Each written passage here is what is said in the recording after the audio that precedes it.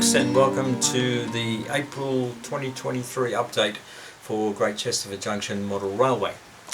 And pretty much through the start of the month I kept continuing on with couplings, and I've done a few locos now, and I've got about 20 odd wagons, 24, 25 wagons done, and some coaches, so it's starting to gradually take over the system here, but it's going to take a while to get it all done. And after I started mucking around with those, after I finished mucking around with those, I started moving back here to Bamford to see how I can sort of progress it a bit further and get things going. So I'll show you what I've done over here. Okay, you can see that there's a footbridge there now, and there's some different texture on the top of the platform. You might also notice, I don't know whether any of you would remember, but the end of the platform there is now sloped. That used to be just a straight cut-off, and of course it's the same at this other end here as well. So I've transformed this platform. It actually used to be quite a bit longer, and so I've sort of bent it to my will, and started to improve the look of it, or to make it look more English than what it was. Yeah, so this platform originally sort of tapered off to quite a narrow piece and came out to just here. Actually, I can see where there's no ballast. So you can see there's quite a considerable bit of platform being lost there. But it doesn't really affect how I operate here. So that was just a matter of taking the old platform off, because it matches up with the baseboard join here, and I added in this curved or sloped piece to replace what was there before. Now if we go up the other end, yes, up the other end here, the platform used to finish here and it was just squared off, and I wanted to add a sloped end onto it just to balance it up with the other end. So it was a piece of wood, cut the shape and fitted in there, glued in there, and then obviously we've come back later and skinned the platform, but we'll talk a bit more about that in a moment. Yes, the platform initially or originally had a grey sandpaper glued to it, and it looked okay, and it would probably suit certain scenarios, but not necessarily the one I want to have for Bamford here. So what I really want is this brick texture, and there's also the pavers, so a bit of a mixture, so that it looks a bit more random. And the way this was done was these brick pavers here was a texture that I downloaded from the internet, and then copied and pasted and got it to the right size and everything, and gradually built up an A4 sheet of it so I could print it out and then bring it out to my railway here to fit it on.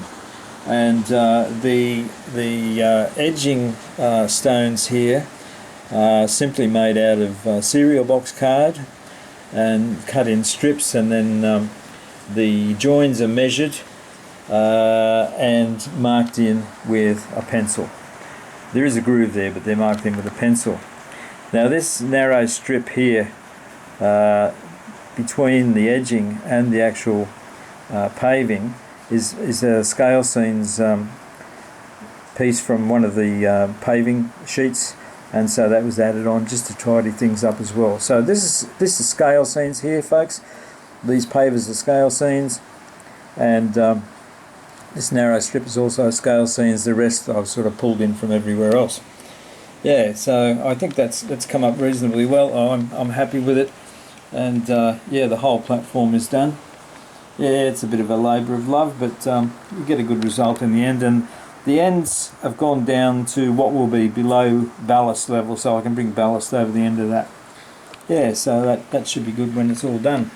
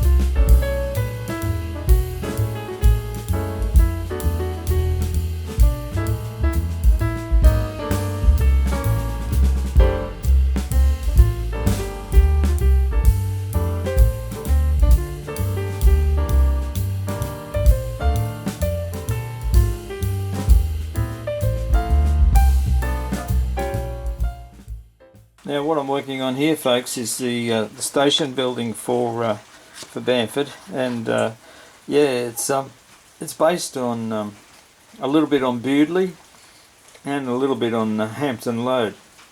So it's a sort of a compilation. There's another station I've seen as well that I quite like, so I'm adding in sort of elements of all those things and trying to come up with something fairly unique. And of course the central part here is the core of the building, and I've left good access there to put wiring through for lights when I put lights in the building.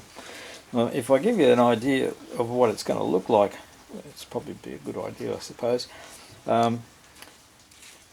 This is the front of the building. This would be ordinarily or normally the station master's quarters here, and I've got these paper flaps on them because I'm going to fold those over the building when it's finished to hide any joins.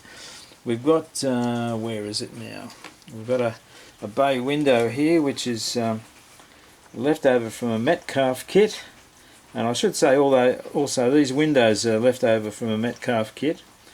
So this bay window's been modified slightly just to fit in, and then we've got an area that goes on the back here. All they can do is stand up at the moment.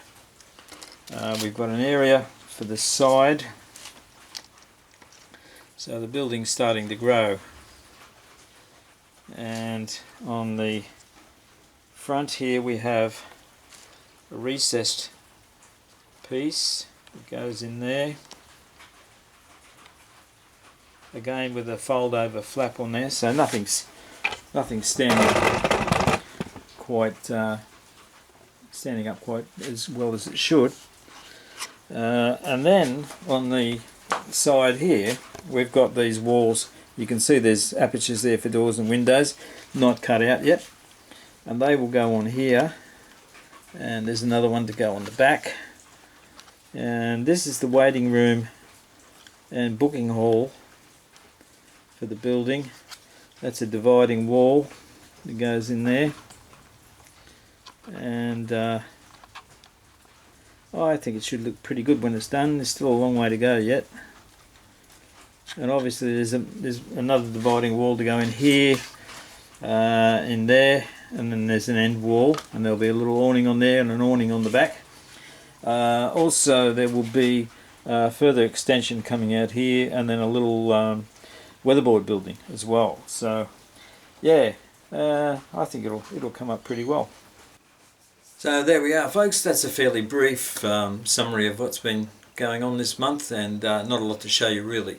So anyway, you take care, and I'll see you next time. Cheers, gourmet.